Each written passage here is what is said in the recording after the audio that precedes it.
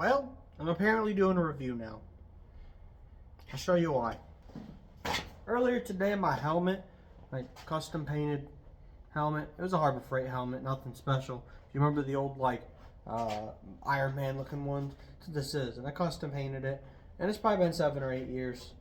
I finally decided it was no longer going to work at all while I was trying to TIG weld. Now I thought maybe I just needed to get it out in the sun for a little bit because obviously I'm indoors, so it doesn't get a whole lot of time to charge. Sorry. I just painted primer right next to it. Didn't think that one through. Oh, most things do. Anyways, so I put it outside for a few days, and again, charged it up. You can see it all custom painted up. Very neat. Nope, that wouldn't fix it. I got in there trying to weld earlier. You seen that short. I essentially blinded myself. It was great. I was like, wow, that was bright. Maybe I forgot settings. Tried turning every knob you could think of. Try to get, wow, that was bright. Wow. And I was like, okay, I'll push through it. And then I tried to weld with it, and all of a sudden it switched like it was supposed to, and then switched back off. And I decided I was going to keep welding. And, yeah, it hurt my eyeballs, and I was seeing spots. And don't do that. So, this thing, it's lived a long life. I'm going to go put it on a shelf. The only reason I'm going to keep that around is because I custom painted that back when I was getting into custom paint. Nothing too severe. It was just some lacing and some rattle can metallics and things like that. Now I got this. Again, Harbor Freight. Why Harbor Freight? Because I don't weld enough to worry about it being better than Harbor Freight. That's just the truth. When I went to my local Harbor Freight, they had a lot of different options. One of them was like 30 bucks, and it was crappier than this one. This one was like 50, I think. All I was looking for was an auto darkening helmet. And this one says with racing stripes design. They had a few of them that were 50 bucks. I grabbed this one. From here, there were $100 ones, there was $150 ones, there was $300 ones. Again, I'm not welding enough to worry about having a really expensive mask. I'm going to get in here and fix a few welds in my cage I didn't like. For those of you that don't know, when we bought our Stage Rally car, it came with a cage already installed in it. It was supposedly fabricated by a race shop out in North Carolina. I am not happy with some of the welds that I see. And then I sent pictures over to get it. I need to get it FIA certified to race Stage Rally at the level that I'm going to race at. When I sent it over to the scrutineer, he said he wasn't happy with 1 or 2 of the welds that he could see, such as the main hoop. So what I'm doing is I just picked up this welder. It's Eastwood TIG 200 AC/DC welder. It has a 110 converter on it. Not the most ideal approach, but I'm in a old early 1900s house, and this is an old barn out back, and I don't have 220. So we're going to run it off the 110, and I'm fine with that. I obviously am going to have to push that 110 to the absolute limit to get this to melt. But the idea is that with the TIG, I don't really need to add material. I need to get material to bond better, have deeper penetration, and so on. So, welding helmet. Where's my razor blade? I got one in one of these pockets here. When you're working on a farm, you put all sorts of things in your pocket. I somehow have 2 different razor blades in my pocket. Different manufacturers. But at least I'm consistent and put them in the same pocket. Alright, let's get this open. This is my unboxing, guys. This is my honest review while unboxing this thing.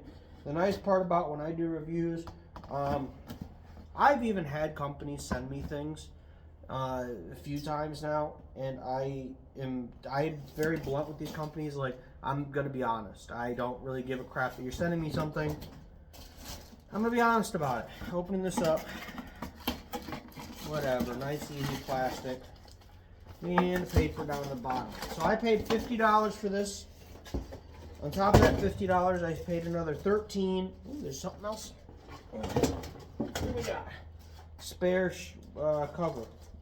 Spare plastic cover. Hey, Harbor Freight sells these spares as well. If you're doing a lot of grinding and stuff like that, it might be worth to grab. Because I've had like safety glasses and stuff like that where grinding chips hit into them and melt. So we got a spare one of those.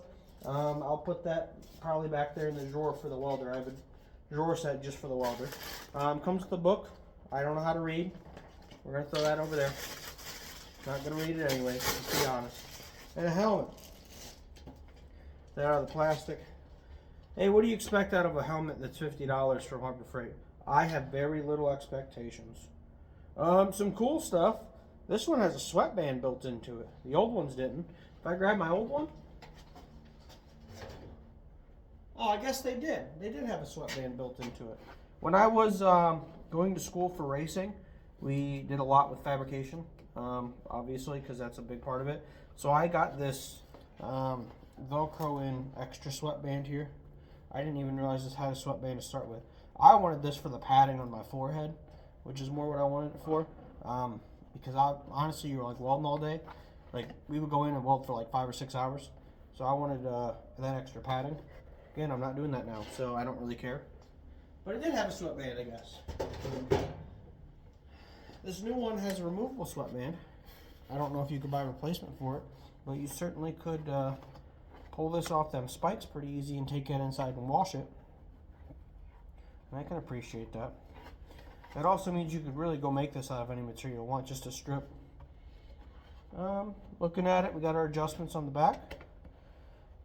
How easy you gonna be to use? Oh, there we go. Brand new, little crunchy. There it goes. All right, so now it's easily to adjust. Over here, you can tighten and loosen these to get the tilt to be a little stiffer or looser. Obviously, I don't have it on, so loosen that up. There we go.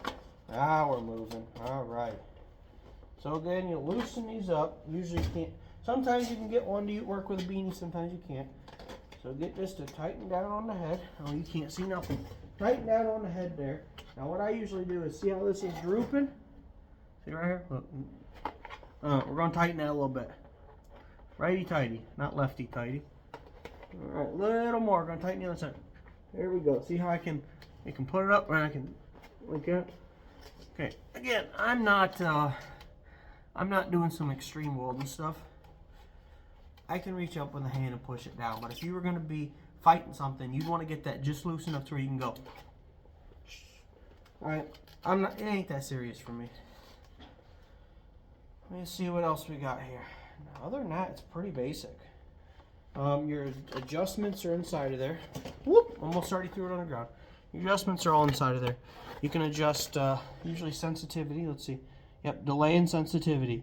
So if you want to start that arc and not have it turn on right away, a lot of that's going to be for like stick welding. When you touch that stick, it'll have a little flash, but it's not necessarily welding yet. You might want to turn that delay on or turn it up. We got max and minimum in there. I don't know where I'm going to put it. Probably about minimum or probably about middle, because it's not that serious. Same thing with sensitivity. That's what light level is going to cause it to turn on. You're going to see that, like, okay, here's a great example. There's LED lights on the ceiling, but I also always throw an LED strip in here. It's over here right now. It's just a cheap little, like, shop light from, like, Menards or Lowe's or wherever like that. Like, that's like a $10 shop light. I always throw one inside of where I'm working. You can see how bright it is in there. If I turn that off, it gets really dark in there, especially when you're welding. So, like, when I have this on, and we'll talk about, oh, here's the other setting. You have a grind setting, which it'll click into usually. Nope, this one won't. There it is. Here, click into the grind setting. Okay, the grind setting means that it isn't going to trigger, so you can put this on and grind with it. And you can turn it up from there. And right there's what I wanted. So when I turn this on, I could look at that light bulb and it would turn it, it would trigger the thing. So now I can look at that and I can adjust. Let's see.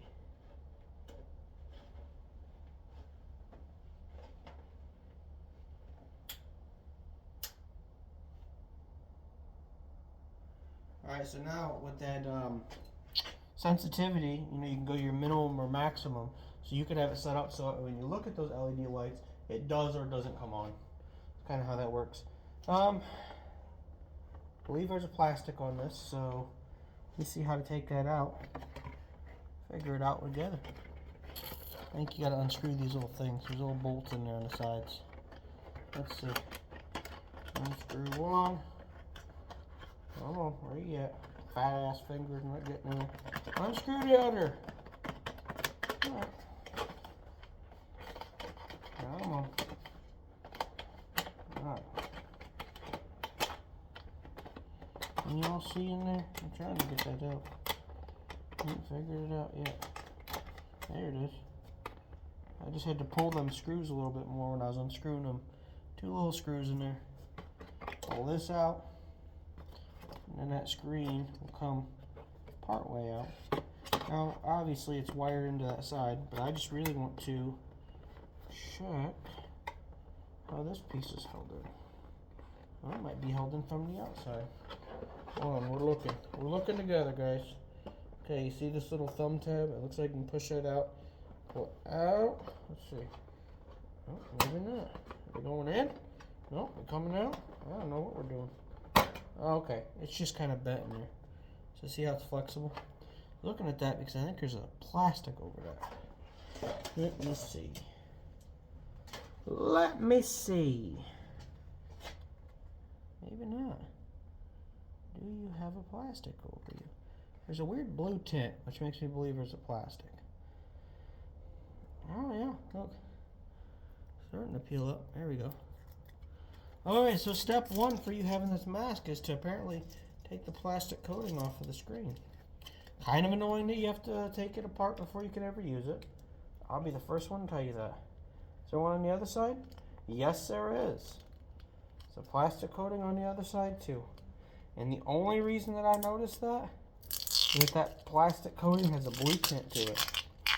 Hold on, I'll show you. Look at that. It's like a blue tint. So now it's crystal clear. Now we can finger it all up, trying to get it back in there. Alright, let's see. Going from the side. Get under there. Bend it in. Come on. Bend it in. There we go. Alright.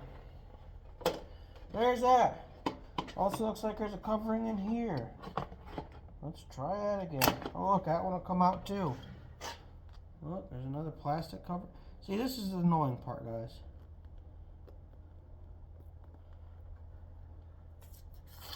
Alright, that's better. Okay, I can put that over, you barely see it. Alright. Let me get this welder set up and then I'll do some practice welds with this inside the car.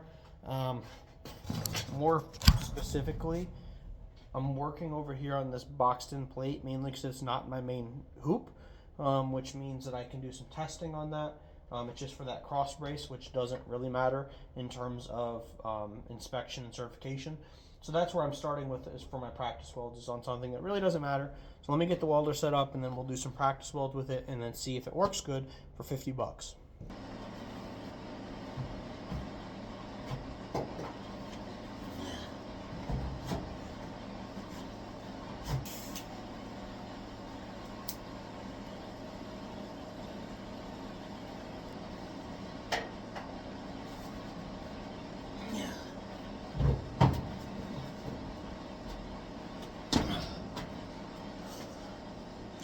I'd say I'm super happy with that. I am. Honestly, the helmet is working exactly how it's intended. It's turning on. It's not blinding me. I can see the weld very clearly. This is great. 50 bucks, it's great. Is it gonna last forever? No. For $13, I had a 2-year replacement plan on it. When I get replacement plans, what I do is I go onto my phone, on my calendar, especially for Harbor Freight, and I put in all the information. So if I go on my phone right now, which obviously I'm recording with my phone so I can't go in there, but I went 2 years out on the 2nd of March, because it's the 2nd of March right now, and I put welding helmet warranty. I went down to notes, I put Harbor Freight, I put a description of red welding helmet with racing stripes, and then I put what the warranty is and all that information down. And actually I put in the store system, use phone number, whatever, to get into my account in that system. Just because I don't have to think about it later, okay? Especially with Harbor Freight. Harbor Freight employees will tell you. They don't care. They're like, oh, you bought a jack from here, get the 2-year warranty, bring it back if it's scratched or replace it. They don't care. Now, obviously, there's a limitation to, like, don't be a dick, but, like, in 2 years, if this helmet's kind of giving me fritzies, and it's all beat up and all this other stuff, I might take it back and be like, hey, new helmet for me, please. Obviously, you can only do that once within a 2-year span, but one brand new helmet, please. That's where my thoughts are at. I don't do that to small businesses. Corporations, I don't give a shit about a corporation. That's where I'm at. Very happy with this. $50 was exactly what I needed to do. Will it last? I don't know. If you're watching this video in a year, leave a comment down there and I'll tell you if it's still working. If you're watching this video in 2 years, leave a comment down there. I'll tell you if it's still working. My goal is to go through and fix some of these welds that I'm not happy with. And between this and this welder that I picked up off Marketplace, I'm going to fix my welds. I'm going to repaint it. And I'll tell you what, I can guarantee between this $50 helmet and this couple $100 welder I got off Marketplace, which came with the tank full, I can guarantee that I will have an FIA approved race car within a month. That's where I'm at. Now, I'm going to be honest, I'm going to be blunt with you. That is with a lot of experience over the last 12 years of doing this kind of stuff. That is 4 college degrees and 3 of them being applied sciences, specifically for classic car restoration and high performance racing technologies and automotive technologies, where welding and building things like race cars was specifically part of that focus program. But that's not to say that you can't do it. You just need to practice. And the way I'm doing this right now is I'm not adding filler, and I'm just making sure that I have penetration on both of my base materials, and I'm remelting the old filler back into it, and I'm making sure it's a better weld than what's already there. You can do that at home. That is not compromising anything. The only thing I'm doing is making this car stronger and safer, and again, it's going to get inspected by a FIA scrutineer that I have to take this car hours away to do, and I guarantee it's going to pass inspection.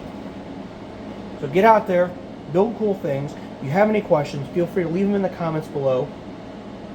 But you can do this. That's why we have our channel the way we have it, as an educational channel, because I want to show you that you can do this in a barn in the middle of winter with plastic on the walls, because I don't have insulation and I don't have a heater in here and I'm freezing. You can literally see my breath most of the time I'm in here, but I can make it do. And I can make by, and I can go racing. And that's what I want you guys to understand. So get out there, build cool things, ask questions in the comments below if you need to, and have a good day.